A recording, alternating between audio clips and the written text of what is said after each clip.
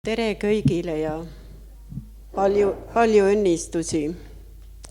Oleme võinud sellel ilusal pühapäevasel päeval kokku tulla, et olla osaduses.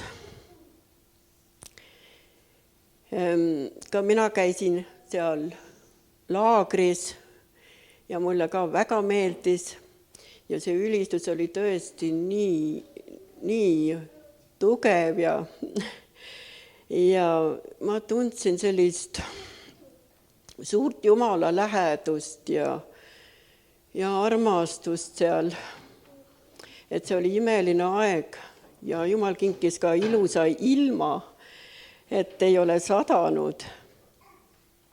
Ja kui seal oli ristimine, ka mina käisin seal ristimist vaatamas ja mul tuli meelde kohe enda ristimine. 92 aasta 4. juuni toimus. Oli tuuline ilm, aga kui veest välja tulin, ei olnud üldse külm. Nii et Jumal hoiab külma ära, isegi jääaugus on käidud ristimas. Nii et ütleme, et kõik see sõna ja kõik see programm ja kõik see oli nii ilusasti hästi tehtud ja väga tore oli. Nii et nüüd lähen oma jutluse juurde. Minu jutluse teema on täna usk või uskmatus. Et mis on siis usk ja mis on uskmatus? Et paljud inimesed, tegelikult kõik inimesed usuvad millekisse või kellekisse.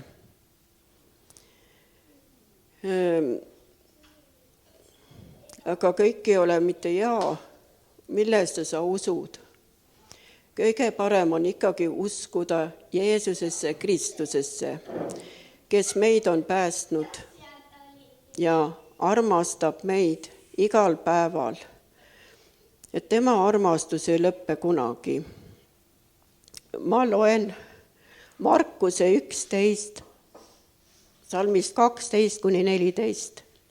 Ja järgmisel päeval Betaaniast lahkumisel tundis Jeesus nälga.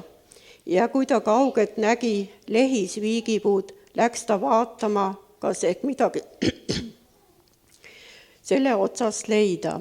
Ja kui ta puu juurde oli tulnud, ei leidnud ta muud kui lehti, sest ei olnud viigimarjade aeg. Ja Jeesus ütles puule, ärgu keegi enam iial söögu sinust vilja. Ja ta jüngrid kuulsid seda. Ja ma loen siit 20-24. Ja vara hommikul nägid nad mööda minnes viigipuu juurteni ära kuivanud olevat. Ja Peetrus, kes mäletas, ütles Jeesusele, Rabi, vaata viigipuu, mille sa needsid, on ära kuivanud. Ja Jeesus vastas neile, olgu teil usku Jumalasse. Tõesti, ma ütlen teile, kes iganes ütleb tollele mäele kerki ja kukuta end merre, ega kõhkle oma südames, vaid usub, et see, mis ta räägib, sünnib, siis see saabki talle. Seepärast ma ütlen teile, kõike, mida te iganes palves endale palute, uskuge, et te olete saanud ja see saabki teile. Nii et siin on meie usu küsimus. Kas me nüüd usaldame Jumalat nii palju, et teame, et kõik probleemid Jumal lahendab. Ei ole probleeme, millest Jumal ei saa välja tuua, mida ta ei saa lahendada. Ja me kipume teinekord ka muretsema et kas see asi ka läheb nii. Aga see ongi see, et usaldame Jumalat alati igas olukorras. Et nii, et me teame, kui me palvetame, et siis palve vastused tulevad Jumalast määratud ajal. Ühed tulevad kiiremini, teinekord võtab kas või aastatki aega mõned palve vastused, kui tulevad. Meie ei tea, need asjad on Jumala käes, aga see teadmine, et Jumal vastab, kui me teame seda, et see palve vastus on teel, see teeb rõõmu juba. Nii et Jumal on hea, ta armastab meid ja sellepärast ta vastabki meie palvetele Jumal võtab igapäevaelust osa meie eludest. Nii et ärme kõhkle, ärme kahtle.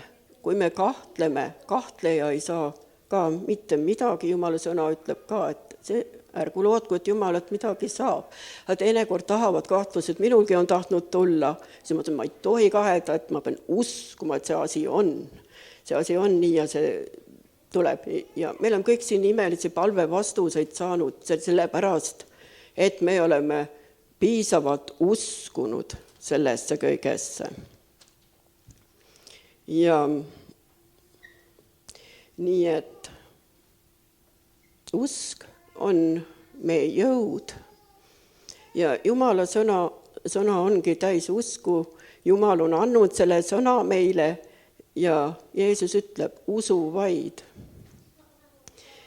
Ja ma loen 1. Timoteose 6, 11, 12. Taotle õigust, Jumala kartust, usku, armastust, kannatlikkust, tasadust. Võitle head usuvõitlust, hakka kinni igavesest elust, millel sa oled kutsutud, kui sa oled andnud hea tunnistuse paljude tunnistajate ees. Nii et me oleme Jeesuse vastu võtnud oma südamesse, aga me taotleme ja Jumala kartus oleks meie südametes. Jumal tahab, et meil oleks usu läbi see Jumala kartus südames. Et me teame, et Jumal on püha, aga mitte väriseda Jumala ees just, aga see Jumala kartus on see Jumala aukartus. Et me teame, et ta on püha ja kui me tema ette läheme, siis on meil see aukartus. See tuleb ka usu kaudu. Ja tulevad ka usuvõitlused, nii et me teame, et võit on Jeesuses. Usu kaudu on võit Jeesuses. Kui me tõesti anname hea usutunnistuse, nagu siin Jumala sõnas on hea tunnistuse. Nii et me ei salga usku, vaid tunnistame, et me oleme usklikud, kui keegi peaks küsima, et ma ei ole usklik, et teab, mis nad arvavad. Ikka ütleme, et me oleme usklikud. Nii et see on Jeesusest tunnistamine ja usu läbi. Ma loen 2. Timoteuse 1, 3, 5. 1:3-5, jah. Ma olen tänulik Jumalale, keda ma oma esivanemate viisil puhta südame tunnistusega teenin. Alatasa meenutades sind oma eest palvetes ööl ja päeval ning igatsedes sind näha, kui mulle tulevad meelde sinu pisarad, et ma saaksin täis rõõmu. Mäletades sinu siirast usku, mis esmalt elas sinu vanaemas Luises, sinu emas Euniikes ja nüüd selles olen ma veendunud, elab ka sinus. See on nüüd see, et kas meie suudame anda edasi usku oma järglastele. Meil on igaüks kindlasti kellegi palvevili. Minu vanaisa ja vanaema olid tõsi kristlased. Nad kindlasti palvetasid ka minu eest. Ja me ei tea, kes meie eest on palvetanud, aga esivanemate usk. Ja mäletan, kui minu tütred käisid pühapäeva koolis, aga nad ei olnud Jeesust vastu võtnud, ka mina käisin endaga koos seal, et ma rääkisin nii, kuidas ma oskasin rääkida, nii kuidas mul oma tarkust oli rääkida. Rääkisin ja ma palvetasin kogu aeg oma tütarde eest, nii Signe kui Kerli eest. Ja mul on hea meel, et minu tütred on usus, et nad käivad koos Jeesusega päevast päeva. Ja see on suur rõõm, kui sa suudad oma perele anda seda edasi ja mitte, et mina ei ole tubli olnud, mina ei ole tegelikult ise tubli olnud, aga nii palju kui ma suutsin, tegin. Aga Jeesus päästab. Ja Jeesus on päästnud, see on nii tähtis ja nii tänutunne on südames. Ma loen 2. Timoteuse 1 salmist 3-5. Ei, ma lugesin seda juba. Ja seda ma lugesin juba. Et jah, ma loen siit. Ma loen 2. Peetruse 2, salmist 1-2. Aga rahva seas oli ka valeprohveteid, nõnda nagu teiegi sekka tuleb valeõpetajad, kes vargsi toovad sisse kukutavaid eksiõpetusi ja salgavad ära issanda, kes on nad vabaks ostnud, nad tõmbavad iseenesele peale äkilise hukatuse ja paljud järgivad neid nende kõlvatuse ning nende tõttu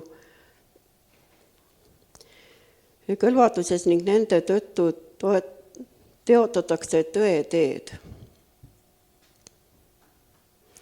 Nii et valeõpetajad võib ka meie koguduse sisse tulla, et me tunneksime ära, mis on vale, mis on õige, et palume Jumalt, et Jumala vaim annaks märku, et kui me tunneme ära, kui on vale, et me ei võta seda valet õpetust vastu. Et paljud võtavad, kes on usus nõrgad, isegi neid tavad valeõpetajad valele teele viia. Et tõesti me saaksime Jumalas nii tugevaks, usus tugevaks, et ei laseks eksiteele viia, uskmatusse viia meid ja paljud järgivad neid. Ka kes käivad praegu uskmatuses, nad ei ole usklikud veel. Aga Jumal tahab, et kõik inimesed saaksid pääsetud ja ka meie tahame seda, et inimesed annaksid oma elud Jumalale. Nii et oleme siis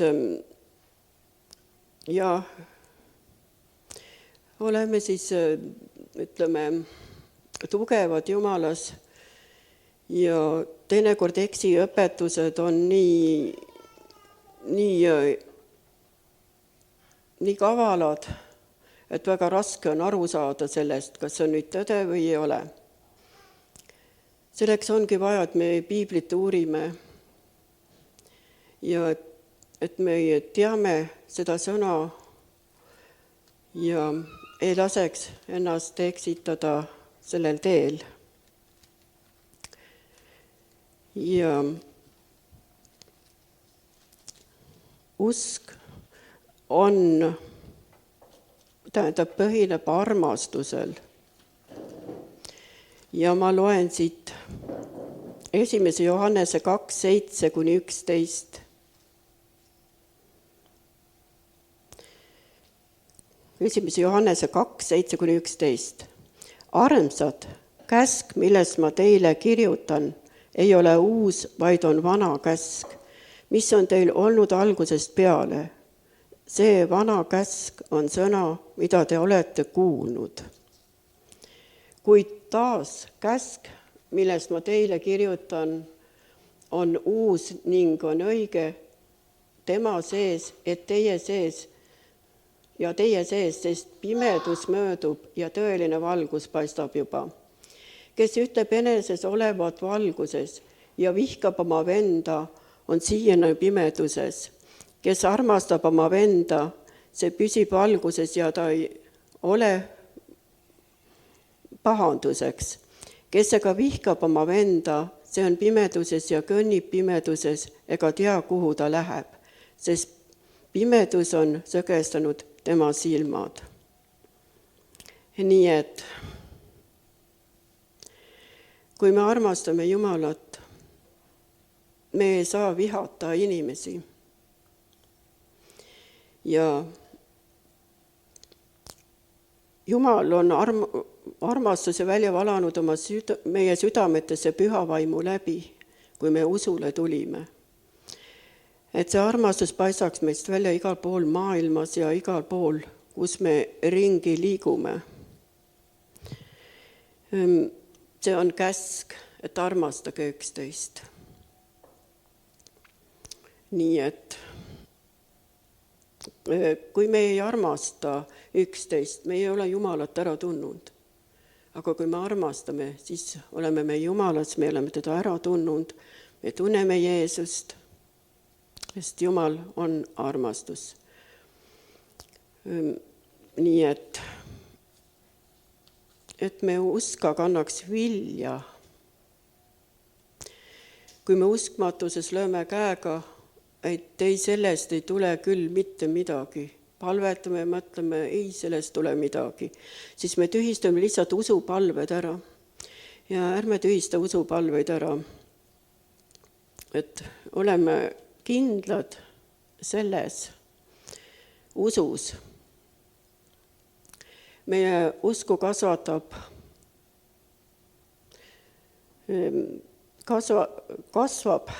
usaldades Jumalat ja et me käiksime koguduses, oleksime osaduses üksteisega, Jumalaga osaduses, loeksime iga päev piiblit ja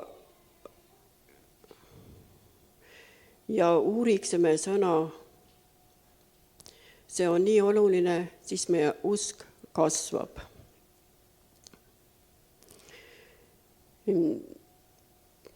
Nii et võime palvetada, et Jumal kasvataks meie usku.